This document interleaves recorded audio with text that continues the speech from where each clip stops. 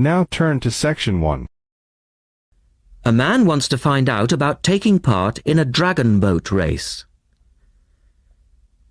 Listen to the conversation between the man and the woman and answer the questions. First, you have some time to look at questions 1 to 5.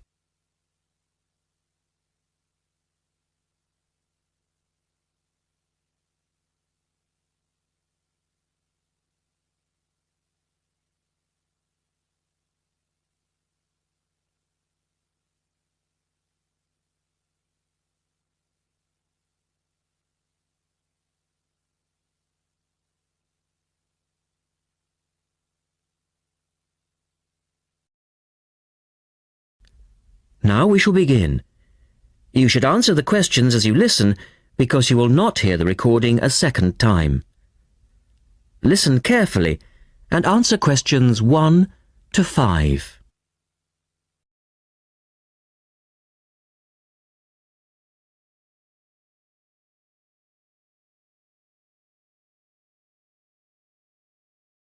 Scope Charity Office. How can I help you? Oh, hello. I'm ringing about the dragon boat race that you're asking people to take part in. Oh, yes. We still need a few more teams. Are you interested in joining the race? Yes, we want to enter a team, but we don't know anything about it. Could I ask you for some more information first? Of course. I don't even know when it's being held. It's taking place on the 2nd of July. Is that a Saturday? No, it's a Sunday. It's a much more popular day and more people can take part then. Right. And where's it being held? At the Brighton Marina. Oh, I'm an overseas student. Could you spell that for me? Yes, it's Brighton Marina. That's M-A-R-I-N-A. Do you know where it is? I'm not sure. It's a couple of miles past the Palace Pier. Oh, yes. I know it. You take a right turning off the coast road, or you can cycle along the seafront. That's good. What time does the race start? Well, the first heats begin at 10 a.m, but you need to register half an hour before that, at 9:30, and we really recommend that you aim to be there by 9. It's a good idea to arrange a meeting place for your team. Right. And the race is to help raise money for charity? It is. We're asking every team member to try and raise £35 by getting friends and or relatives to sponsor them. Every crew member will receive a free tournament T-shirt if your team manages to raise £1,000 or more. Oh, that's quite good. Also, we're holding a raffle. Every crew member who takes part in the race this season will be entered into a free prize draw. Oh, what's the prize? It's pretty good. It's a holiday in Hong Kong. Sounds great. The man asks for more information. Look at questions 6 to 10.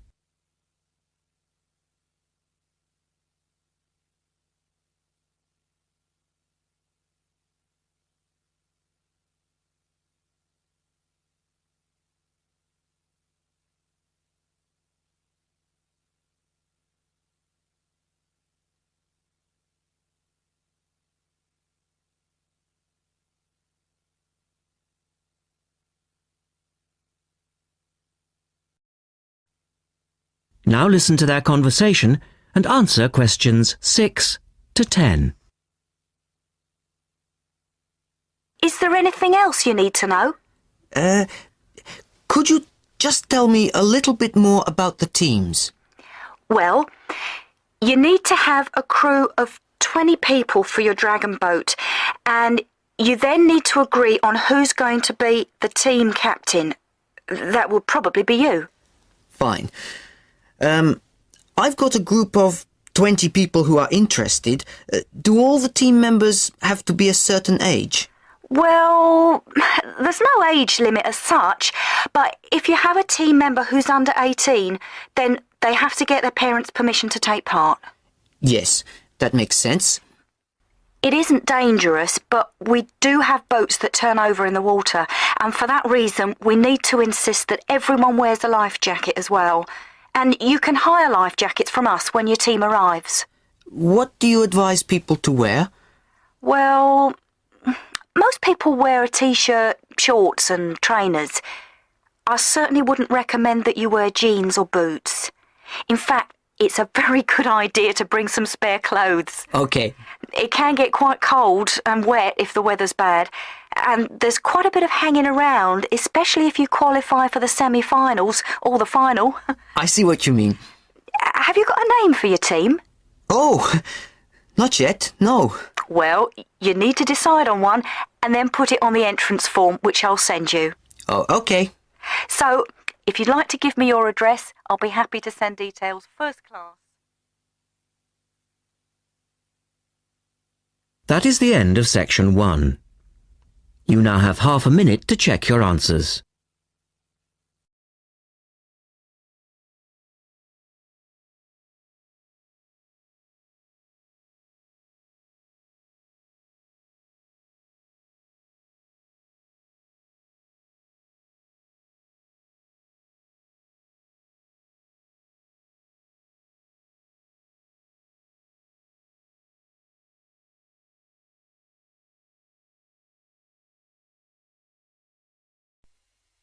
Now turns to Part 2.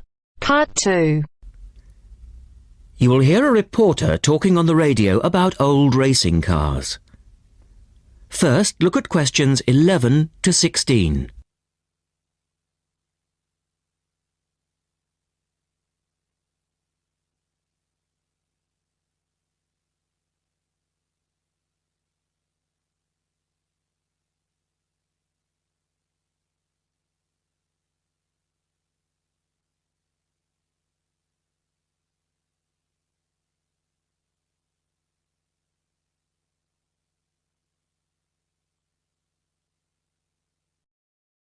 As you listen to the first part of the talk, answer questions 11 to 16. The Goodwood Museum is currently celebrating some of the most extravagant types of car design in its Festival of Speed. Here's our reporter, Vincent Freed, who's on site to tell us about some of the cars on display.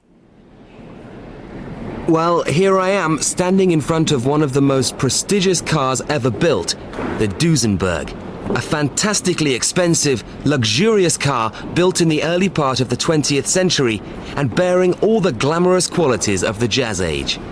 How many were there? Well, only 473 Duesenberg J-types were ever built, and the model here is one of the rarest. Each had a short 125-inch chassis or framework, and the body was always in the form of an open two-seater. The technology behind the car's 6.9-litre engine was extraordinary. It featured capsules of mercury in the engines to absorb vibration and provide an incredibly smooth ride. In fact, these cars offered unparalleled performance. In an age when 160 kilometers per hour was considered very fast, the Duesenberg promised a top speed of 180 kilometers per hour and could do 140 kilometers per hour in second gear. Duesenberg, who designed the car, sold it as a frame and engine. This was typical of the age again, and many prestige manufacturers such as Rolls-Royce did exactly the same. Owners able to afford the hefty $9,000 price tag for the basic car would then commission a coachwork company to build a body tailored to their own individual requirements. The Duesenberg's great attraction for the driver was its instrument panel, which offered all the usual features, but also several others, including a stopwatch. It was the Duesenberg's technology that lay behind its success as a racing car, and they dominated the American racing scene in the 1920s, winning the Indianapolis Grand Prix in 1924, 25, and 27. Now look at questions 17 to 20.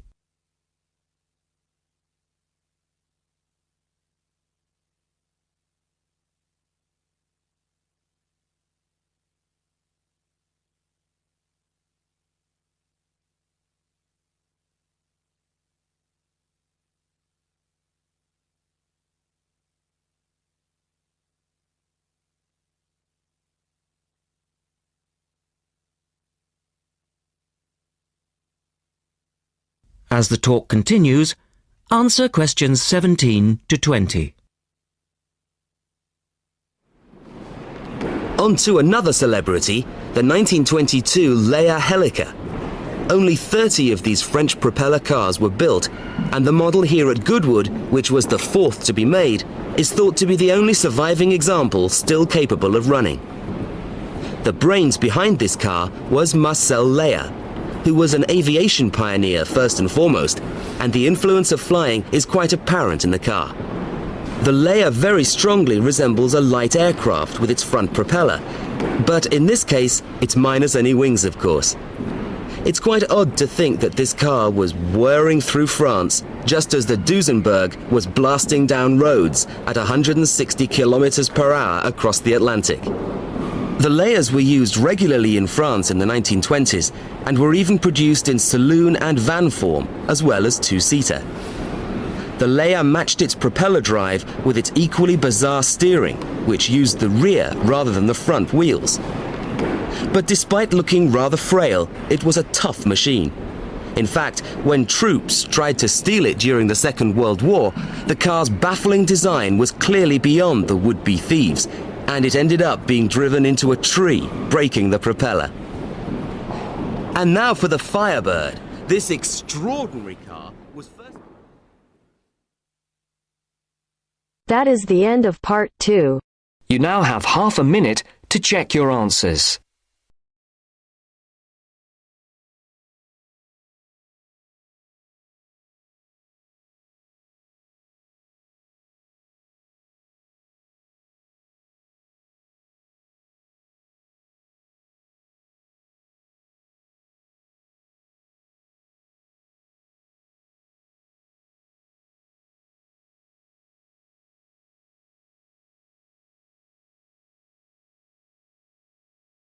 Now turns to part 3. Part 3. You will hear two students, Sharon and Zhao Li, talking to their tutor about a presentation they gave the previous week. First, you have some time to look at questions 21 to 23.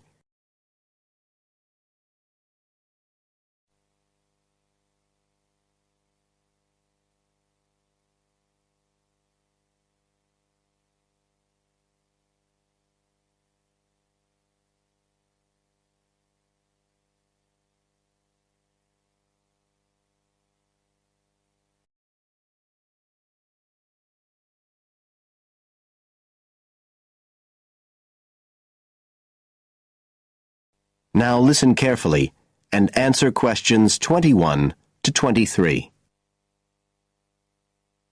So, Sharon and Zhao Li, in your presentation last week, you were talking about the digital divide, the gap between those who can effectively use communication tools, such as the internet, and those who can't. And you compared the situation here in Northern Ireland with southeast China. Right. So, I asked you to do some self-evaluation, watching the video of your presentation and thinking about the 3 main criteria you're assessed by: content, structure and technique. What do you think was the strongest feature of the presentation when you watched it? Sharon? Well, I was surprised actually, because I felt quite nervous. But when I watched the video, it didn't show as much as I expected. So which of the criteria would that come under? Confidence? That's not actually one of the criteria as such. Zhao Li? Technique? It's body language and eye contact, isn't it? Well, I didn't think I looked all that confident, but I think that our technique was generally good, like the way we designed and used the PowerPoint slides. So, you both feel happiest about that side of the presentation? Yeah. OK, now on the negative side, what would you change if you could do it again? Well, at first I'd thought that the introduction was going to be the problem, but actually I think that was okay. We defined our terms and identified key issues. It was more towards the end. The conclusion wasn't too bad, but the problem was the questions. We hadn't really expected there'd be any, so we hadn't thought about them that much. OK, anything else? Well, like Zhao Li says, I thought the conclusion was okay, but when I watched us on the video, I thought the section on solutions seemed rather weak. Can you think why? Well, we explained what people are doing about the digital divide in China and Northern Ireland, but I suppose we didn't really evaluate any of the projects or ideas. It was just a list, and that was what people were asking us about at the end mostly. You now have some time to look at questions 24 to 30.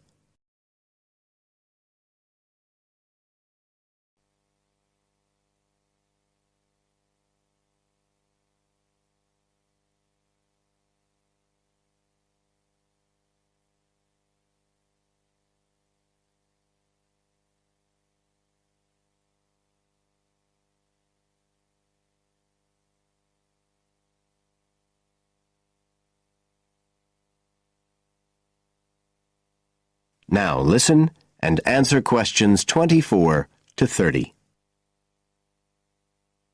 OK. Now, I also asked you to get some peer evaluation from the other students. Yes, well, people said it was interesting, like the fact that in China the internet was used more for shopping than in Northern Ireland. They said sometimes it was a bit hard to understand because we were talking quite fast, but we didn't think so when we watched the video. No, it's a bit different, though, because you know all this information already. If you're hearing it for the first time, you need more time to process it. That's why signposting the structure and organisation of the talk is important. That seemed okay. No one mentioned that as a problem.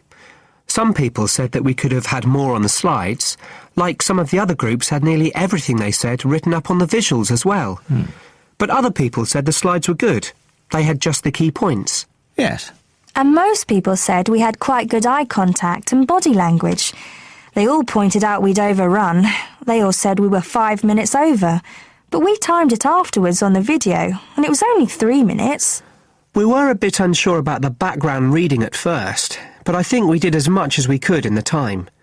Anyway, no one commented on that under content. But one thing that did come out was that they liked the fact we'd done research on both Northern Ireland and China.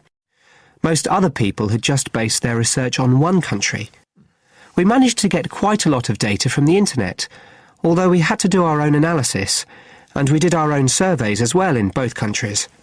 So the class gave us best feedback for content, but it was all okay. Right. Well, that's quite similar to the feedback I'm giving you. I was very impressed by the amount of work you'd done and by your research methodology.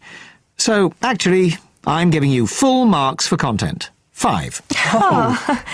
The structure of the presentation was good, but not quite as good as the content. So, I gave that 4. And the same for technique. So, well done. Thank you. Now, the next stage is to write up your report. So, just a few pointers for you here. First of all, in your presentation, I think your ending was rather abrupt. You suddenly just stopped talking. Yeah. It wasn't a big problem, but think about your closing sentences in your report. You want to round it off well. One thing I forgot to mention earlier was that I felt a very strong point was that after you'd given your results, you explained their limitations. The fact that we didn't have a very reliable sample in terms of age in China. Yes, that section. So don't forget to include that. And you had some excellent charts and diagrams, but maybe you could flesh out the literature review a bit. I can give you some ideas for that later on if you want. OK, is there anything else you want to ask? No, thank you. Thanks. That is the end of part 3. You now have half a minute to check your answers.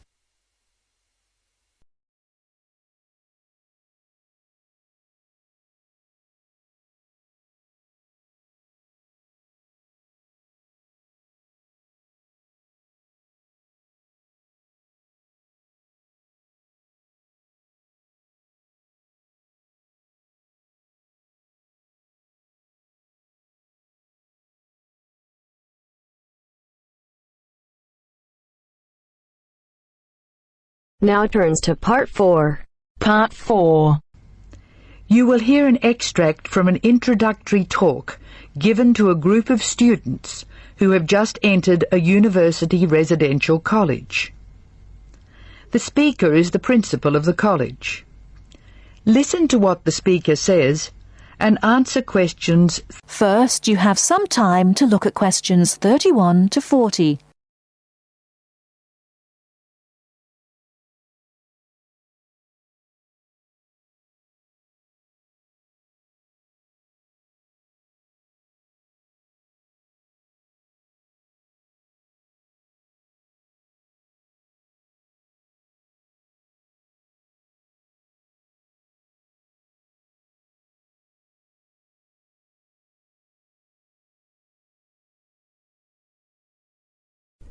Now, listen carefully and answer questions 31 to 40. Good morning and welcome to Scholastic House. I am delighted to see you here. It is my duty to explain to you some of the history of our college and some of the traditions which I hope you will uphold. The idea for Scholastic House was expounded by Samuel Wells in 1898. Wells was a visionary whose ideas were well ahead of his time. He wanted a college which would encourage friendship between people of different races and nationalities. Wells died in 1900 before he could see the college in action. Scholastic House finally began operating in 1903 with 10 students. Those students came from Asia, Europe and the Americas. At that time, Scholastic House accepted only male students, although it has been co-educational since 1963. 9 of these foundation students went on to lead illustrious lives. The only exception died tragically on his way home from Scholastic House to Sarawak. He had only recently graduated with an honours degree in law, and he was robbed of a brilliant future. The other 9 students, as I said, led very fulfilling lives. 3 became political leaders, 3 became doctors. Perhaps the most famous graduate became a university teacher and was responsible for the introduction of modern teaching training methods in his country. 2 of the original group became senior engineers and went on to deeply influence the way the water systems of their country were exploited. The college ran into hard times during the period of the Great War, 1914 to 1918, when the charter of the college was interpreted to mean that neither students nor staff could take part in the war effort. Many people felt that this indicated a lack of national spirit, and the walls of the college were frequently marked with graffiti. Meantime, outside the college, tens of thousands of young men went away to fight in Europe, never to return. The college was building a reputation for learning and for tolerance of opposing views. Scholastic House debate and discussion nights were open to the public in 1927 and have been available to anyone who wishes to attend ever since. It is a proud tradition of the college that any view may be expressed, provided that it can be defended intellectually. Over the years, topics which were controversial at the time have been discussed and debated. Why should we do this? The publicity we receive is often sensational, and there is no joy in encouraging argument for its own sake. In fact, that sort of discussion just increases tension. The only legitimate reason for our behaviour is that it casts light upon the topic in question and informs the debate. And controversial topics are the ones which most need informed attention. As the world forges ahead, we often find our scientists have outstripped our philosophers. We frequently develop scientific marvels without realizing their full implications. Nowhere is this more obvious than in medicine. We are now able to keep people alive far longer than before. But this medical ability must be measured in relation to the quality of those lives. I urge you to spend your time at Scholastic House wisely. You are the heirs of an excellent academic tradition of which we can all be justly proud. It is your responsibility to continue this tradition of querying where our world is going. Progress is not always upwards. I wish you every joy in your time here, and I hope that I will hear much well-informed debate from you. That is the end of part 4. You now have half a minute to check your answers.